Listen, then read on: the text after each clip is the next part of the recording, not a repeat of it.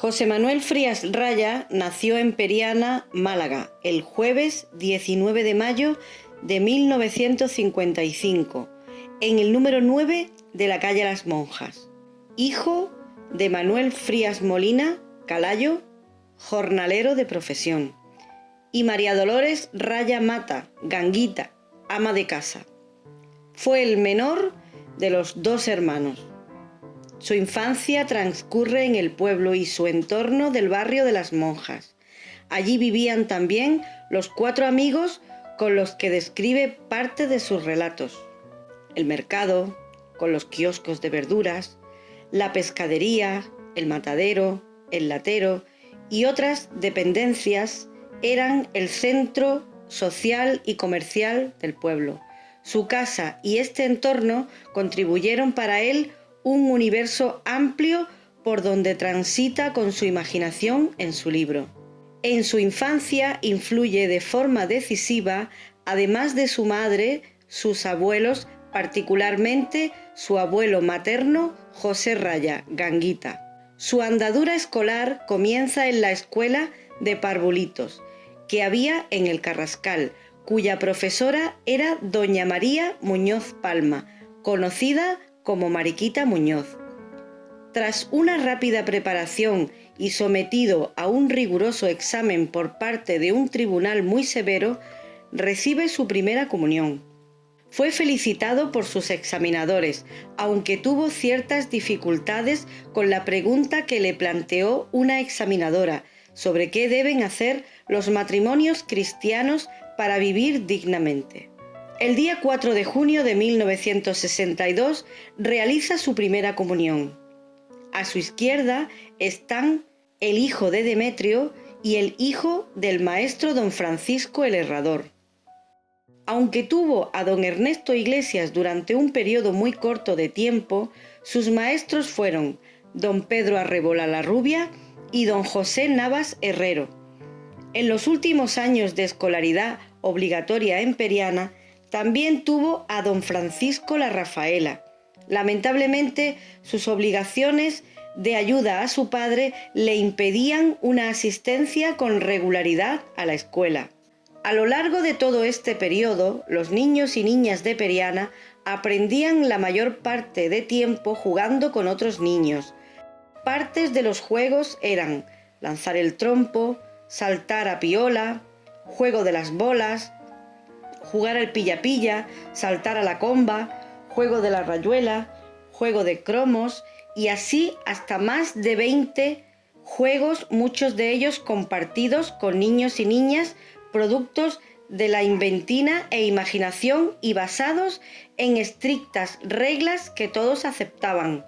Estos eran los juegos que los niños y niñas realizaban desde hacía muchos años y que poco a poco se han ido perdiendo, siendo desconocidos para muchos niños hoy en día.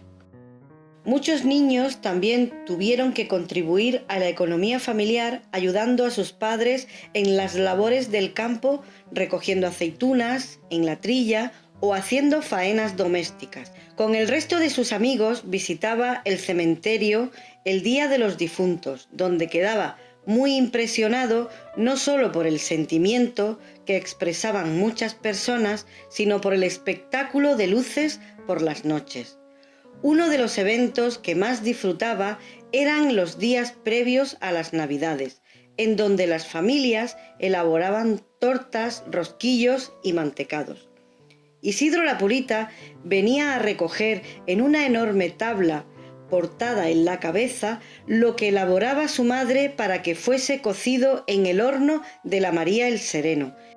Siempre se apostaba en la entrada preguntando a Isidro cuándo saldrían sus obsequios navideños. No existían los teléfonos inteligentes que mantienen a niños y niñas absorbidos e inmóviles durante horas, ni los peligros que estos entrañan, incluyendo contactos ocultos que los niños desconocen. En definitiva, los niños no estaban conectados online. En el año 1969, cuando había perdido toda esperanza de estudiar, recupera su formación escolar en la escuela de adultos. Consigue una beca del Pío Patronato de Igualdad de Oportunidades. Su mentor fue José Toledo, Pepito el Malagueño. Su libro de texto para la preparación fue la famosa enciclopedia Álvarez para la iniciación profesional. Este libro contenía todo el saber necesario para su entrada en la escuela de Franco. Era una de las más conocidas enciclopedias que se usaron durante el régimen de Franco, desde los años 1954 hasta pasados los años 60. Durante 6 años cursa estudios de formación profesional en la institución sindical Francisco Franco de Málaga. Este centro era más conocido como la Escuela de Franco. Fue construido en una zona de huertas próximas al Monte Coronado. Procuraba formación y alimentación en una época difícil y permitió a muchos jóvenes cuya única salida eran las tareas del campo adquirir una formación profesional que mejorara su futuro y condiciones de vida. Su promoción fue la de 1969-1975. Fue la número 23 de oficiales industriales. Obtiene el título de oficialía en la especialidad de delineante.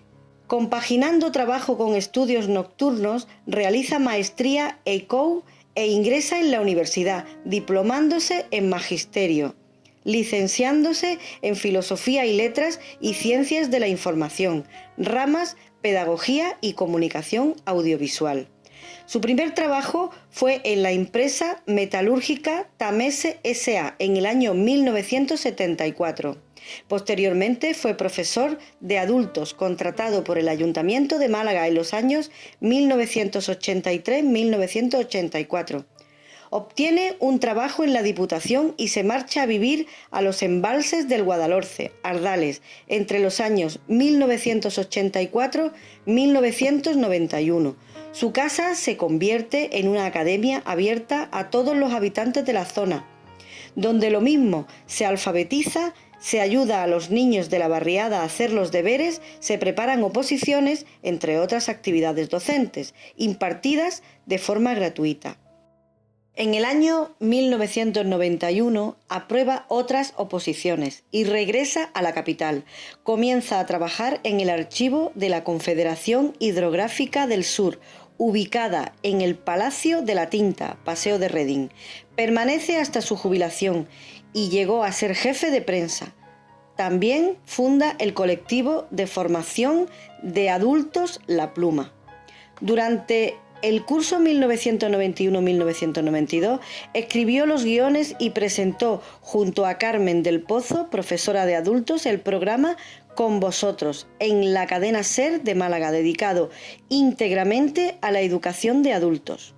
Esta participación estaba dentro del programa llamado Club de Tarde, cuya directora era Inmaculada Urbano.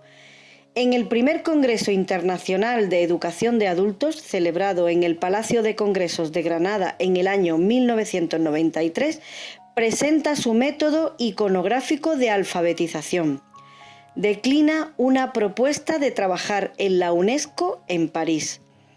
Da conferencias en universidades, jornadas y colegios sobre educación de adultos. Ha publicado artículos sobre la educación de adultos en periódicos y revistas especializadas.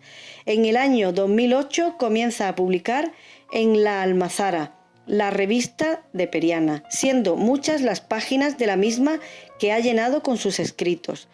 También colabora en el blog Periana y Pedanías de Gema Frías Luque.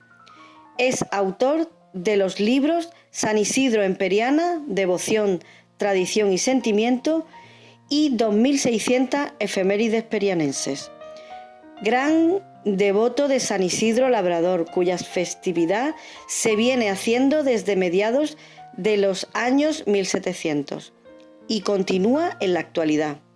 En el año 2011 fue pregonero de San Isidro Labrador y su emotivo discurso, relatado en verso, ha quedado como memorable para muchos años. Fue muy emocionante y transmitió una gran impresión a los asistentes.